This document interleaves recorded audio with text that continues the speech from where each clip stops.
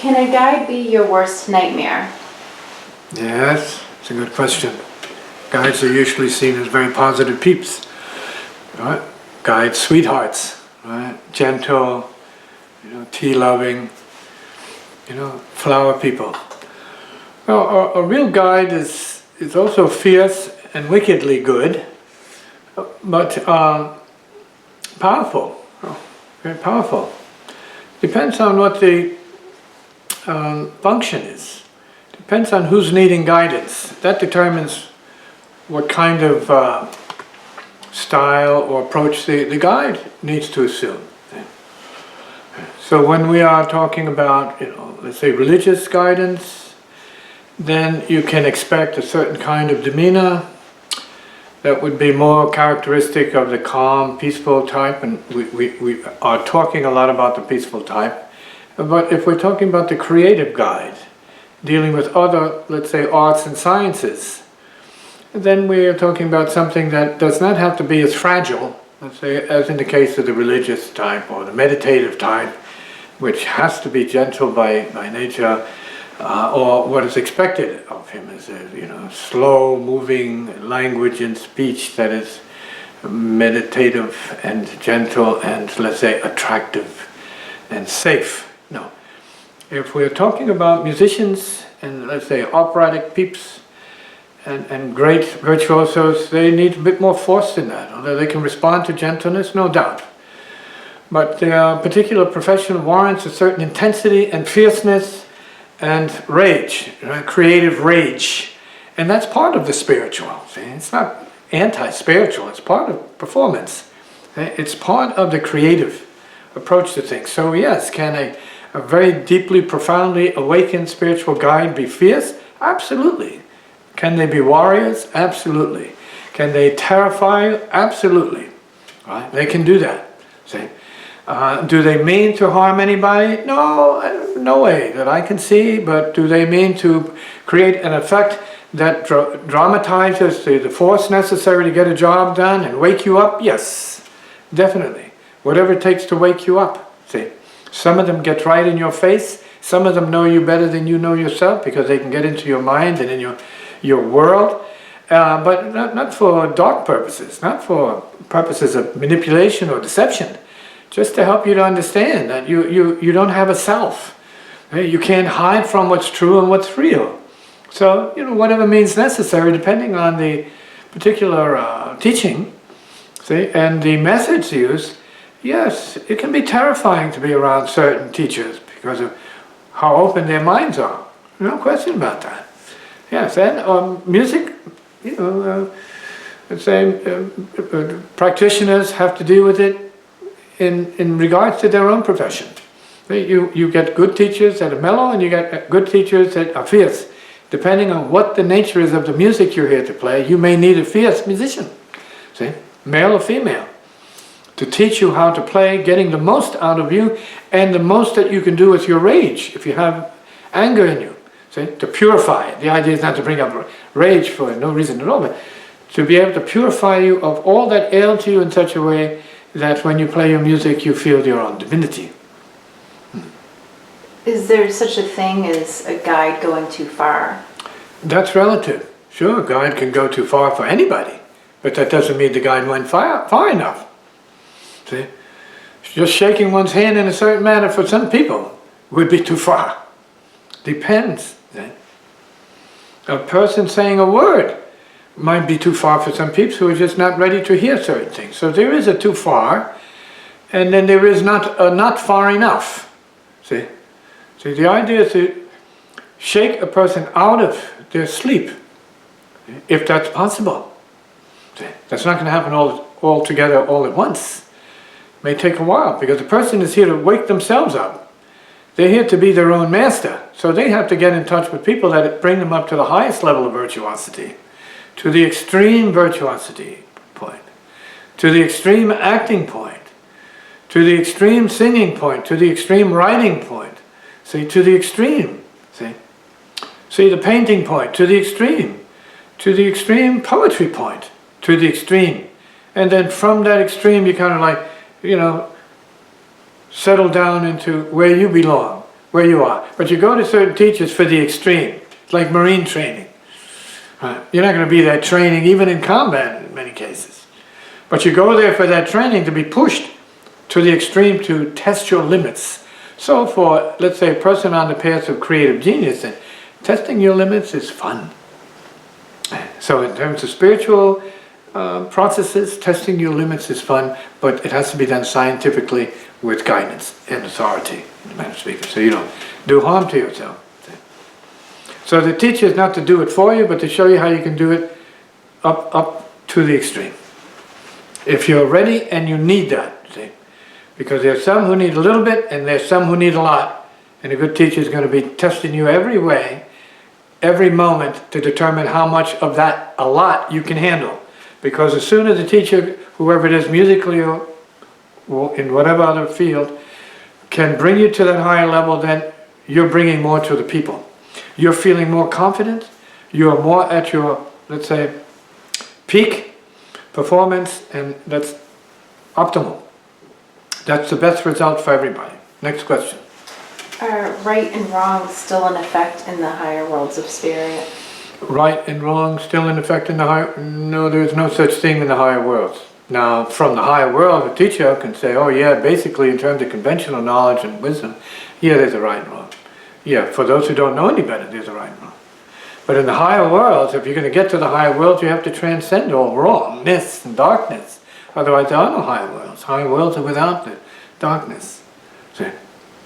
By implication. You don't have a higher world, that's a darker world, a lower world. So in the higher worlds, there is no such thing as that, but there is the wisdom of that. The higher worlds are free of that. Is there a comment on that? Is it clear? Good. Is pain pleasure to some, and is pleasure pain to others?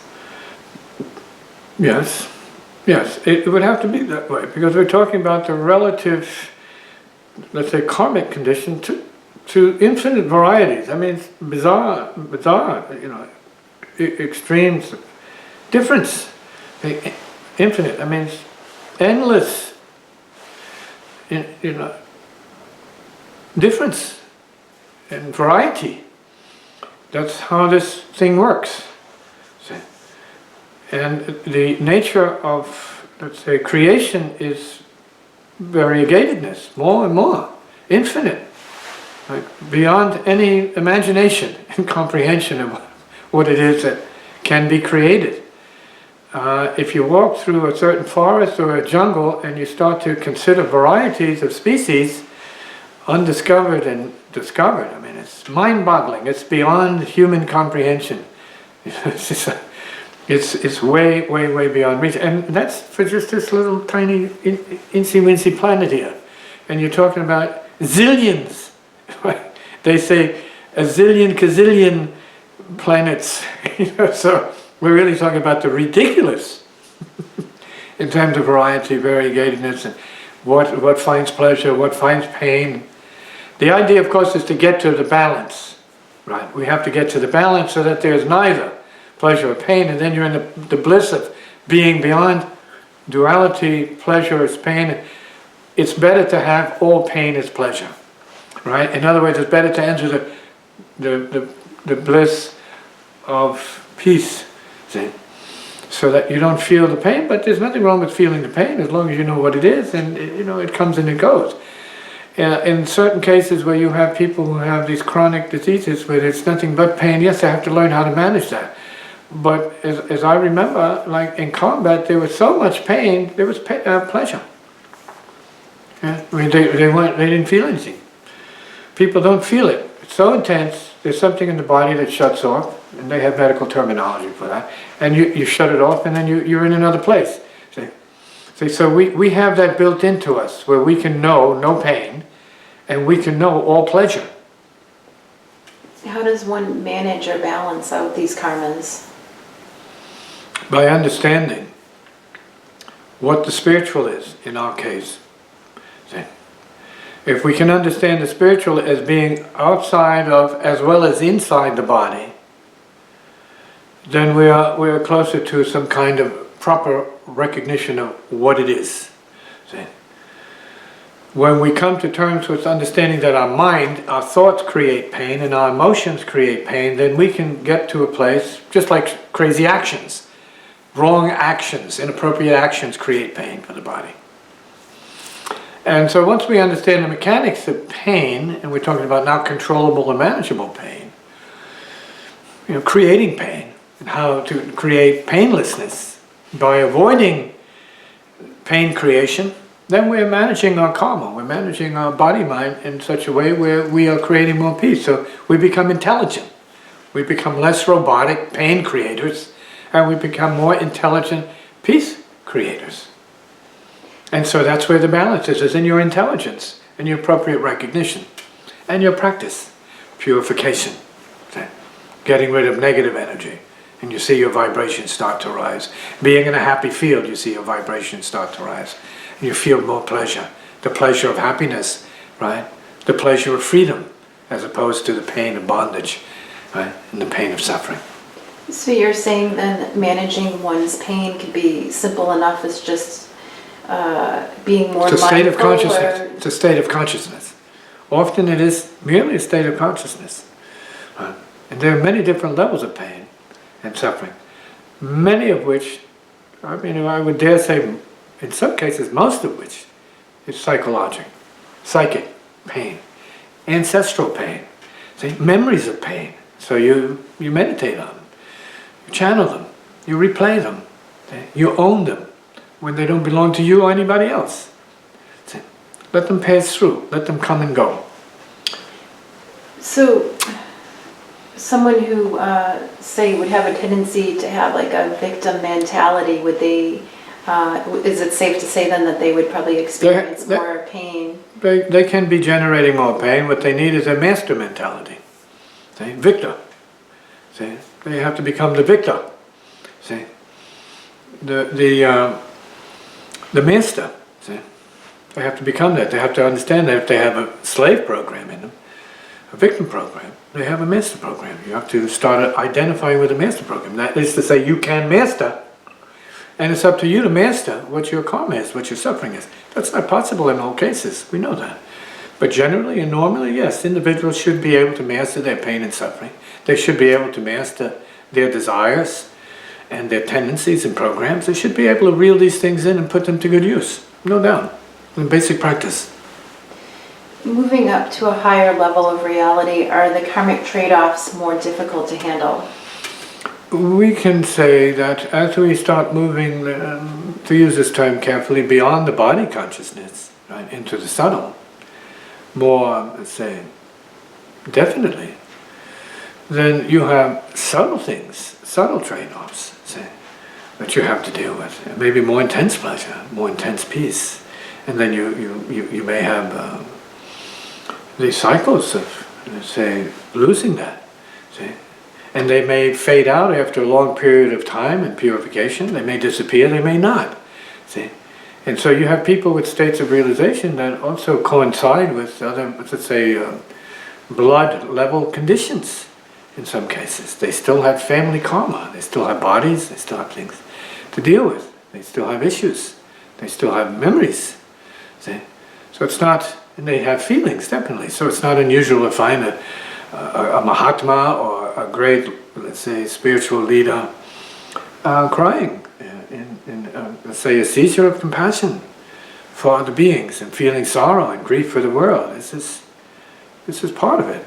Jesus cried, and so we are human, but under what conditions? See, to what extent? Indulging what? That's really the question. How long was that grief for? Let's say.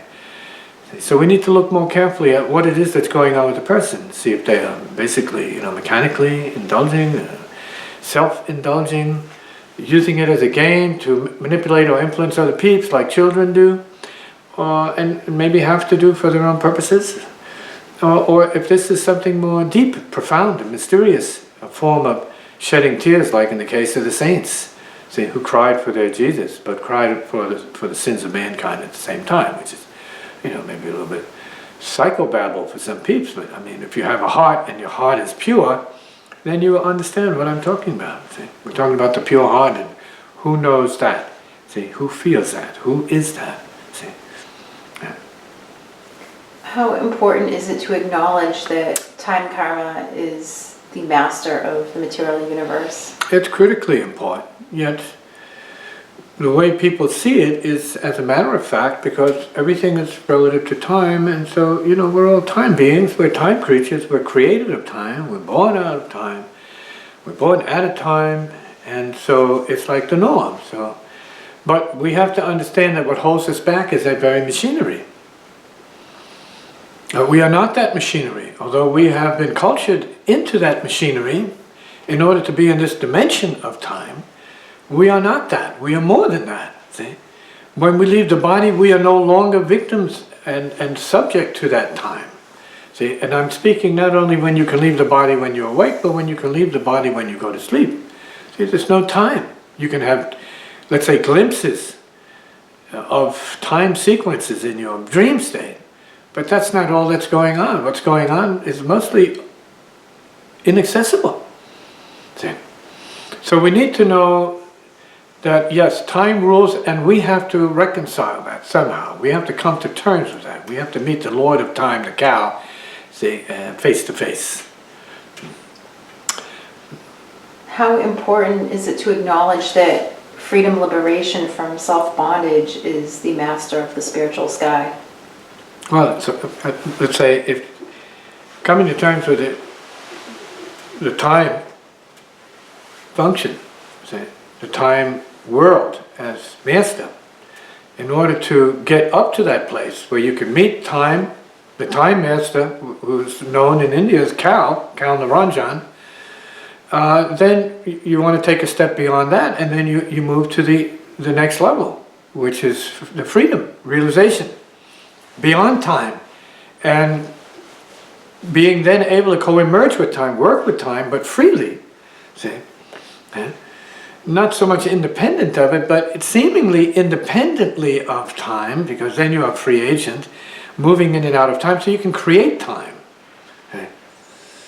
You're no longer as subject, but your body remains subject to your time, but you have more control over that than you knew before, when you reach that point. Controlling your breath controls much of what the time changes are that you're subject to under the lordship of Kal. Not God, but Kal, see, the Time Lord, who is the God of the lower worlds, the material worlds. Time, everything, every pulse, every particular thing you can see under a microscope is moving, it's vibrating in time, see, for a time, as a result of time, sustained by time. See? So time is the magical Lord of this material universe. And things appear to disappear. Worlds appear to disappear. Universes appear to disappear. So that's the fact of it. But beyond that, we have a spiritual componentry and destiny and function which is not to be taken lightly. We may take for granted the material time world, but we can't take for granted the spiritual world, because we are inevitably going in that direction. Okay? You're going to pass out of this world and into the other world, and you have to deal with that here and now. Prepare yourself in this moment for what it is. To be strong enough to deal with what it is when it comes upon you and gives you that big whack. And it doesn't quite amount to, good morning, sir, good morning, ma'am. It's not always that nice.